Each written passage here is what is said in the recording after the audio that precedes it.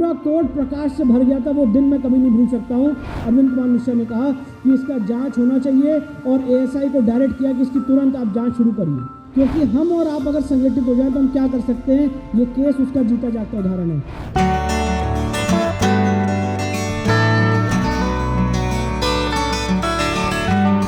सनातन धर्म और अपने धर्म के प्रति लोगों में निष्ठा बढ़ाने के उद्देश्य से दिल्ली के होटल क्राउन प्लाजा में लाला सीताराम गोयल स्मृति व्याख्यान माला 2.0 का भव्य आयोजन किया गया। चैरिटेबल ट्रस्ट के अध्यक्ष संजीव गोयल इस कार्यक्रम के आयोजक थे। इस कार्यक्रम का मुख्य उद्देश्य था कि कैसे समाज में भारतीय सनातन परंपरा के उत्थान का काम किया जाए। ऐसे कार्यक्रम से वैचारिक क्रांति लाकर भारतीय जनमानस के जागरण के लिए काम किया जा रहा है, ताकि श्रेष्ठ और समृद्ध भारत का निर्माण हो सके। लाला सीताराम गोयल हमेशा से धार्मिक और सामाजिक कार्यों से जुड़े रहे हैं और 1990 में दिल्ली आकर उन्होंने अपने आप को सामाजिक और सेवा कार्यों में जोड़ लिया और हमेशा ही सनातन के कार्यों में सहयोग दिया है। उन्हीं से मार्गदर्शन पाकर उनके बेटे संजीव गोयल भी इसी दिशा में चल पड़े हैं और लगातार इस तरीके के सामाजिक कार्यक्रम का आयोजन करते हैं, ताकि समाज में परिवर्तन लाने का काम कर सके।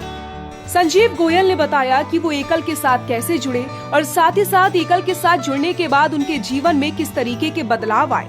कि मेरे जीवन में जब से मैं पिछले 15 साल से एकल अभियान से जुड़ा हूँ, माननीय लक्ष्मी जी बैठे हैं और मेरे एकल के साथी बैठे हैं, वन यात्राओं के माध्यम से या एकल को देखने के माध्यम से मेरे अंदर प्रेरणा नहीं मतलब वेदना जागी थी कि भाई मैं अपने दायित्व को किसी न किसी तरह निभाऊं।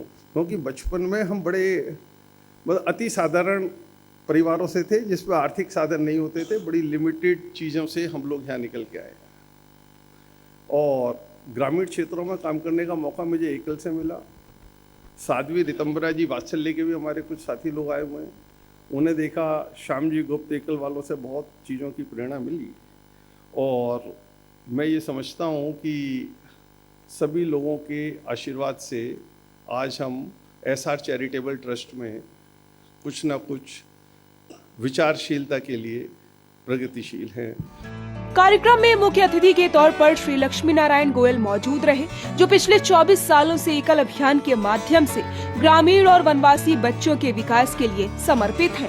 अपने कामों से राष्ट्रीय निर्माण के कार्य में निरंतर प्रयास कर रहे हैं। विष्णु शंकर जी और इनके बाबूजी को मुझे ऐसा लगा कि काशी विश्वनाथ ने, भगवान शंकर ने आपको एक ऐसा आदेश दिया है कि आपको ये काम करना है और आपके चेहरे पे ही ये ताज बंधना है। हम एकल के अंदर, एकल में क्यों जुड़ा? एकल में जुड़ने का कारण यही था कि एकल ने आज के समय में आदिवासी महिलाओं को 750 महिलाओं को कथाकार बना दिया, जो कि बिना जाति के,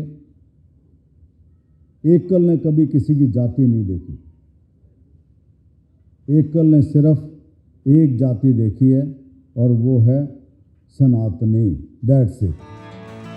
इस कार्यक्रम में मुख्य वक्ता के तौर पर अधिवक्ता विष्णु शंकर जैन शामिल हुए, जिन्होंने ज्ञान व्यापी को लेकर अपनी बात रखी और इससे जुड़ी पूरी कहानी बताई।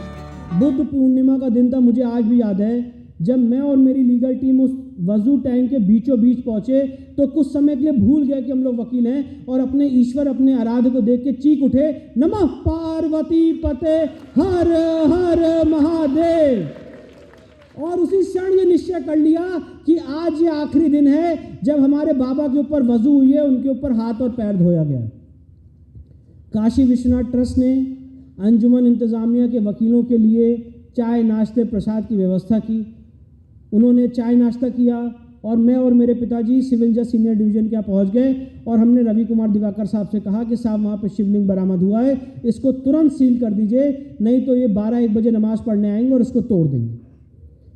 जब तक उनका चाय नाश्ता खत्म हुआ, 11:30-12 बजे सिविल जज सीनियर डिवीजन ने उस एरिया को सील कर दिया। धर्म की रक्षा और इसके प्रसार के लिए चैरिटेबल ट्रस्ट हमेशा आगे रहा है और लगातार ऐसे आयोजन करता रहा है ताकि लोग अपने मूल्यों से जुड़ सके और समाज में एक नया परिवर्तन ला सके।